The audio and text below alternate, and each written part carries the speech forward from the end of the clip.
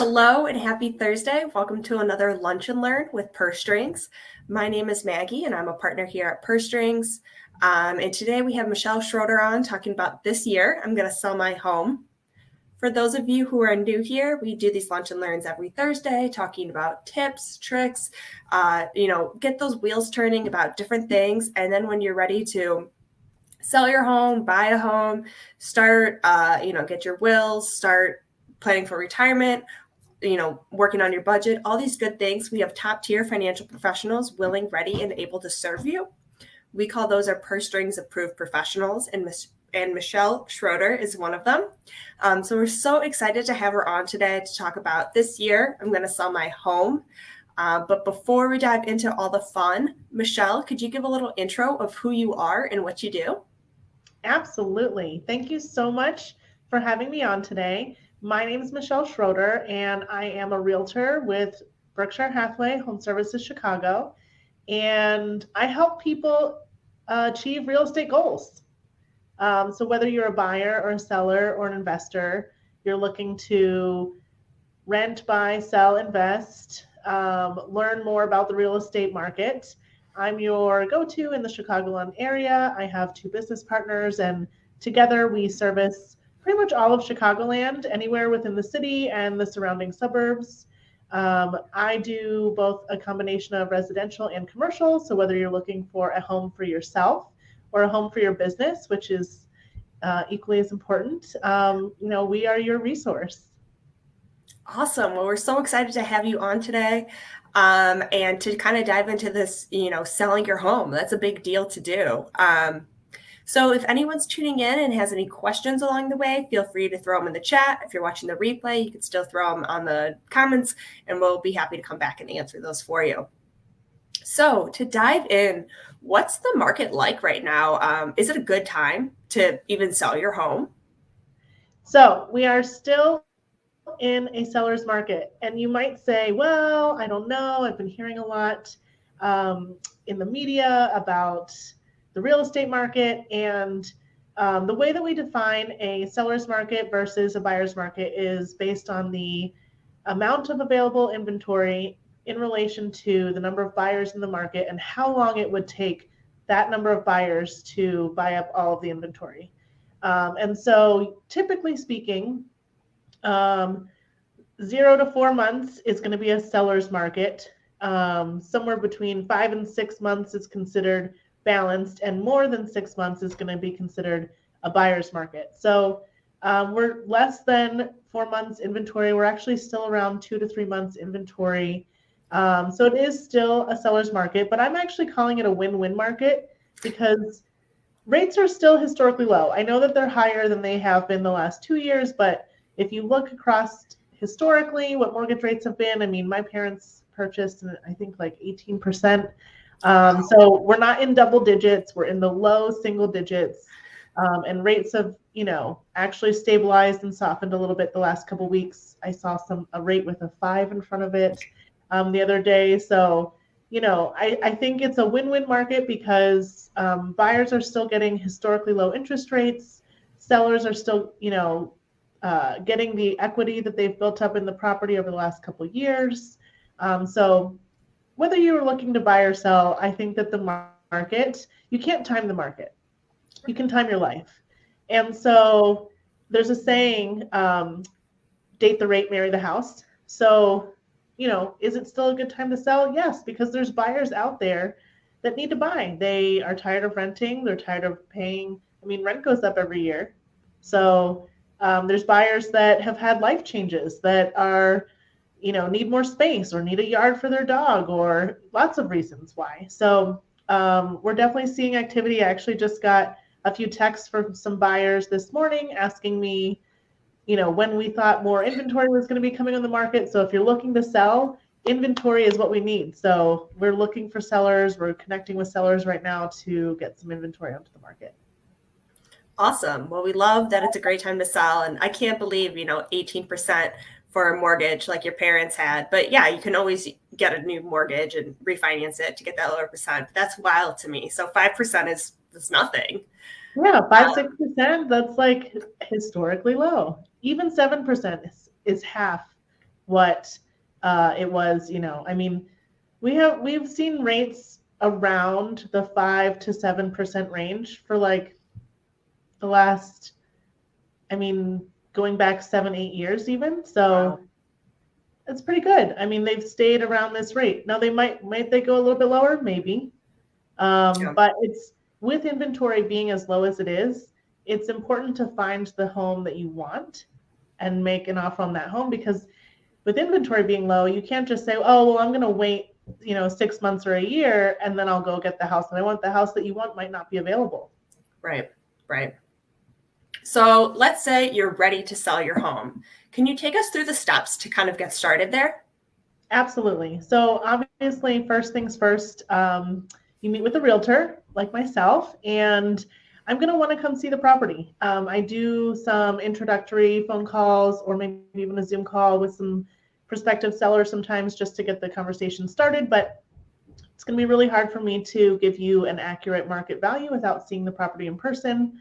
So I'm going to come see it, and I'm not there to judge cleanliness level or organization level. I'm really just looking at the property and the space, and then we're going to talk about what the market value of the property is. Positioning your home properly in the market is key, especially in a market like this where buyers are very aware of a heightened interest rate, and they're aware that purchase price has gone up significantly over the last few years. So if a property is overpriced, it is going to sit. And likewise, you don't want to undersell yourself. You want to get the most that you can for your property. So finding that middle ground, that fair market value, is really going to be the key to success. So we always talk about the numbers first.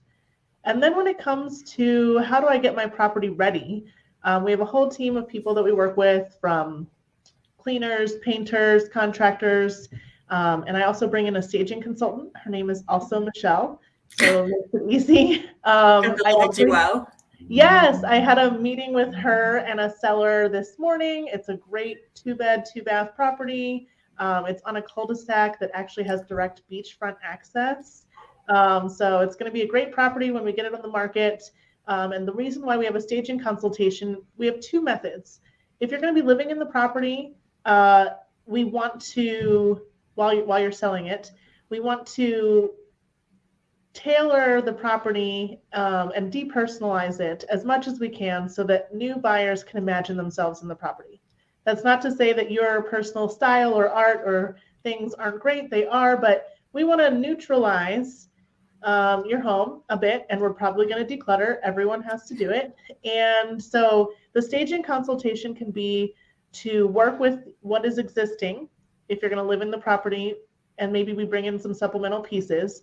Or if you're planning on moving out completely before we list the property, then we have a different service where we do the staging consultation. We talk about what furniture we're going to bring in to stage the property and get it ready for photos. Either way, we're going to make sure that the property looks the best that it can. It's going to be shown in its best light. If there's any painting that needs to happen, if there's, we're going to do a deep clean. We're going to have professional photos taken, floor plans, video. The property is going to be marketed to its highest potential.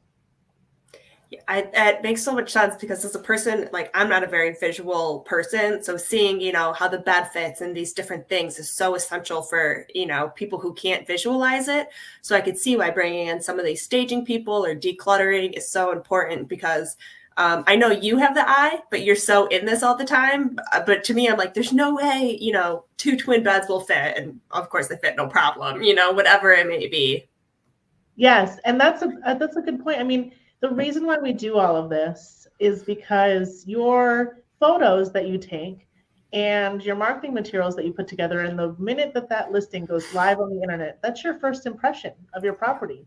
And first impressions matter a lot. They matter person to person, and they definitely matter for properties as well. And if you see a property, I'm sure that you've looked at properties on Zillow or Redfin or Realtor.com, and we've all seen bad listing photos, right? And we're like, oh, I can't believe they posted that. Well, we don't want that to ever happen with any of our properties. So there's more work that you do getting ready to go live for listing as a seller. But then once it's live, showings, open houses, contracts sold.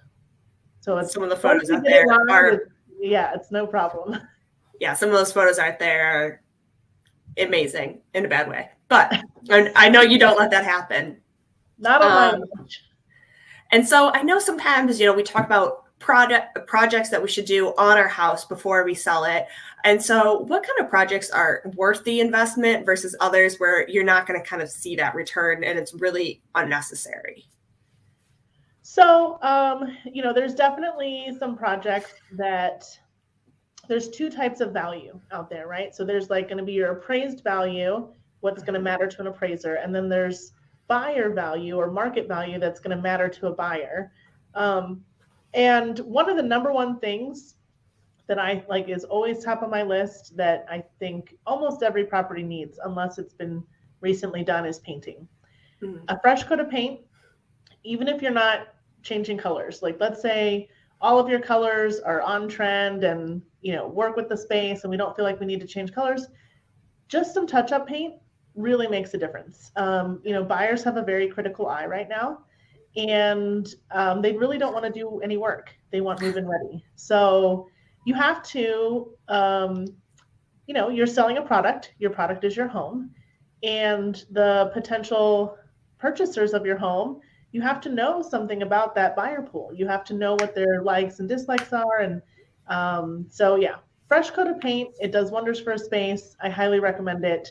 It's the best use of your money. Now, if you have some extra money to spend and you can, let's say your kitchen or bathroom needs some minor improvements. I'm not saying full gut, take it down to the studs renovation, but there's some minor things that can make improvements, maybe changing out hardware or changing some light fixtures, or there's different things that we could do. So it's really specific to the space, but there's definitely refinishing hardwood floors or maybe updating some tile.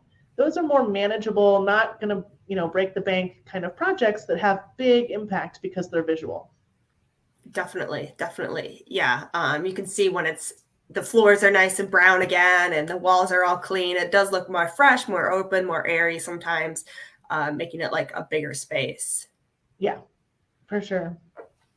So if you're ready to sell your home and you don't have your next home lined up, like what do you do there? What do you kind of recommend? It seems, that's always the funny thing about housing to me is it's that domino effect of, you need one to move into typically.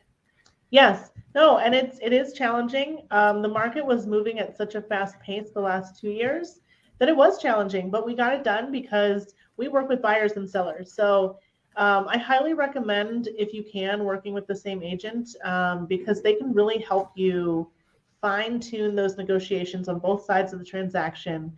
And they're going to know intimately what your timeline is like. So, sometimes the sale of your home and the purchase of your new home, sometimes those happen simultaneously on the same day. So getting all of that lined up so that the funds are where you need them to be and all the coordination happens the way you need it to be. There are some tools that we can use. So as a seller, you can do what's called post-closing possession, where you sell your home and then you might stay in it for a couple weeks, a month, and you basically pay rent to the buyers of your home in order to account for that overlap of you moving into your new space. And, again, just starting the process. Like if let's say that you wanted to sell in the fall, but you might want to buy prior to selling your home, or at least explore that option, then we should be talking now and be getting advantage of the spring market and seeing what's out there, seeing if the inventory is meeting your needs, and then talking about plans so that we can create a successful transaction plan for you. It does seem very much easier, much more logical to kind of have that same person help you sell your house and then help you buy a new house. Because like you said, they intimately know, what's kind of going on there, what your timeline looks like, what kind of your goals are in that situation. Because moving everything is a lot of work, but having someone kind of on your team guiding that process, knowing the ins and outs is super helpful. Definitely. And so I know when you sell a house, the number one thing is these home inspections, getting inside the home and really inspecting it. So how do you kind of prepare for that? Well, and it's important that you know a little bit about your home, right? And if you don't, then there are some options. So in Illinois, we have what's called disclosures. So we have to disclose the condition of the property to any potential buyers. And you have to be truthful on that. So if you've done regular maintenance on your home, then hopefully there's no known issues. If there are known issues, then we have to disclose that. But you also have the opportunity of potentially fixing that. So, I've gone into homes where my client, the seller, is like, oh, everything's fine, but there's this like outlet that doesn't work anymore, and we're not sure why it doesn't work. Well, we might want to have that taken, have the electrician take a look at that. It could only be like as much as like $100 to $200 to have an outlet fixed. And then that's one less thing that's going to show up on the inspection report, right? So if there's small, minor things that we can take care of just to kind of clean up the condition of the property, I usually do recommend that. I've even had some sellers have a home inspector come through and do an inspection of their home prior to listing it live on the market so that they know what's going to come up. And then they can decide if there's any projects that they want to complete. The only caveat there being, if you have the inspection done, then that informs you as the seller of all these things. So then you also have to disclose them. So, you have to decide what you want to do. I always recommend keeping maintenance logs for this very reason. So all my new buyers, when they move into their home, I always recommend just start a maintenance log now. Every time you do something, just write it down in your maintenance log. And then that way, 5-7 years from now, if you want to sell your home, we have a record of all the things that you've done, improvements that you've made. You had the furnace checked every 6 months. That's great. We can let buyers know that. So this is why maintenance logs are really important, because when it does come time for the inspection, you want to be prepared. And the honest truth is that things come up on all homes on inspection reports, even new construction. Even my home, even my inspector's home, things are going to come up on the inspection report because that's just the nature of it. But it's managing what items are coming up. Are they due to the age of the property? Are they due to a lack of maintenance, deferred maintenance, that sort of thing? So those are the types of questions that buyers typically have, and that's what you as a seller want to make sure that you're prepared for. So when is the inspection process typically? I know you said some people do it before they even put their house on the market. What's like the norm? Well, the buyer is the one who hires the inspector during the process. So you go under contract, and then according to the contracts that we use in Chicagoland, within the first 5 business days, an inspection is supposed to take place. So the buyer and their agent are going to, arrange it with a home inspector to come out to the property. They're going to pay the inspector. So the buyer is the one that receives the report during the actual sale process. The seller's team doesn't actually receive any copy of the report unless the buyer is going to ask for the seller to make repairs or provide a credit. If the buyer is going to ask for the seller to make repairs or provide a credit, then oftentimes just that section of the report will be provided to the seller so that they have the context of what needs to happen. Got it. Awesome. And then my last question for you is there a perfect time to go on the market? Now that we're all prepared and all this good stuff, Michelle, what's the perfect time? I say the perfect time is when you're ready. We're at an 11-week high with residential contracts right now. And that's because more and more inventory has been coming on the market post the ends of the holidays and all of that sort. So, if your property is priced properly, marketed well, beautifully staged and photographed, it's going to sell.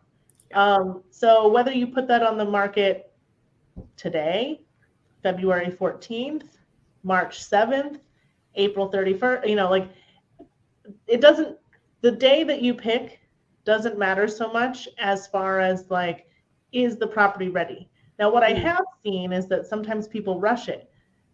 We do define the spring market in Chicagoland as right after the Super Bowl. So that's when the spring coming market up. opens up. Yes. So, and the reason for that has historically always been that if you listed your property just after the Super Bowl, then it would sell, by spring. So that's when properties took 2 to 3 months to sell. We've obviously seen a much more fast moving market the last 2 years, but I think we're back at a pace where about 30 to 45 days is an average market time for properties. Again, that depends. Is what your property is what a lot of buyers are looking for? Is there something unique about it? Is your property in need of renovation? If, like I said earlier, if there's a lot of work that needs to be done, today's buyers are looking for move-in ready typically. So you might have to have your property on the market a little bit longer if it does need some renovation work. So I think managing expectations is the biggest thing that goes into all of this. No one person or property is going to be exactly the same as another. And there's no one size fits all when it comes to creating a successful real estate plan. So I always tell people, like, let's make a custom plan for your success. And that's going to be based on whatever your specific buyer needs are or whatever your specific property is to sell it, to maximize it to its potential value. Some properties like the one I had this morning, 2 bedrooms, 2 bathrooms, beach access, it's going to be pretty easy to sell. Yeah. But other properties, either because of the location, the size of the property, maybe the room layout is kind of unique. Sometimes we have to get creative.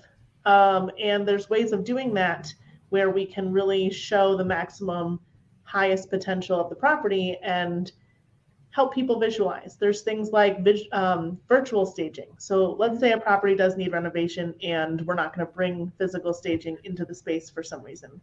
Well, we can use virtual staging to show you different wall colors, show you what a new kitchen layout would look like, show you what, if we move this wall and reconfigured this room, this is what it could look like. So virtual staging has opened up a lot of the visual piece, which I think is really helpful to buyers as well. So long story short, there's no perfect time to market it. If your property is ready now, then I would say just go on the market now. If your property isn't quite ready and you feel like you need another couple weeks or another month, then I say take those extra couple weeks, extra month. Make sure your first impression is how you want it to be so that you're getting top dollar. And then what are your, how does the timing of the sale or the purchase benefit you? What's going on in your life? If you're like, hey, I have this, really big work project that I'm working on, and it really wouldn't work for me to have showings until March. Okay, well then we're going to wait to list your property in March because we're not, we don't want to list it and then say, hey, we can't accommodate showings. So it's all about having those conversations and really understanding what's best for you as the client and then tailoring the process to that. Just like everything, we're all, we might think it's just another routine home selling process, but it's not. We're all unique. We're not cookie cutter. And so we have to, work with our professionals to really make that process, specialized for us, our home, our family, and our needs, which I love that you guys do because it is so important. And that first impression is also very important. It is. And, if I could just share an example story. Yeah. So there was a property that was listed for sale last year.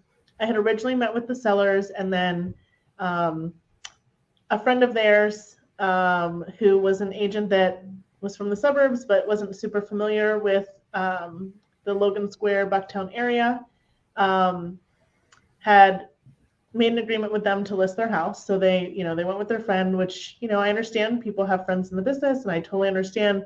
Most people know at least 2 or 3 realtors. So yeah, I totally understand. So they listed the property in March of last year. And by September, it had not sold. And Logan Square, Bucktown is a pretty popular area. You would think a property in that area would sell. And truthfully, it came down to the projects that I recommended, painting and staging. And so I came in with my team of contractors and painters, we, painted the place. We had some new tile installed in the foyer that really made a huge difference. A couple of new light fixtures. The hardwood floors were sanded and restained, and brought in new staging, new photos, and it was like night and day. We had 1 weekend of open houses. It sold for full list price. So it took us, me and my team, a month to get the property ready. And then as soon as it went on the market, it sold. So that's just an example of how all the proper prior planning really does matter. That's a great story. Yeah. And you want someone who really specializes in all these areas, has the eye. So I'm glad you shared that, because it really shows the difference of having, a true expert in that location, in that area, and what they do. So that's awesome. That's awesome.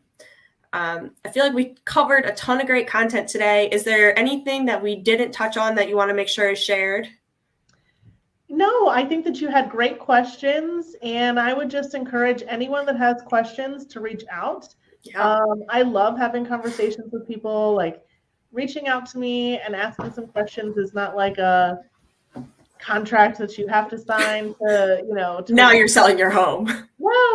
No. I want to be a resource. And whether you're a buyer or seller, curious about the market, curious about what steps you need to take to get started, would love to have the conversation. Awesome. Well, thank you again, Michelle, for coming on today. Please reach out to Michelle. Her email's going through the bottom here, Michelle Schroeder at bhhschicago.com. She's also one of our Purse Strings approved professionals, so you can check her out on our site, pursestrings.co. And good luck to anyone who's going to sell their home this year. So we'll be back here again next week, but until then, stay financially fearless. Thank you.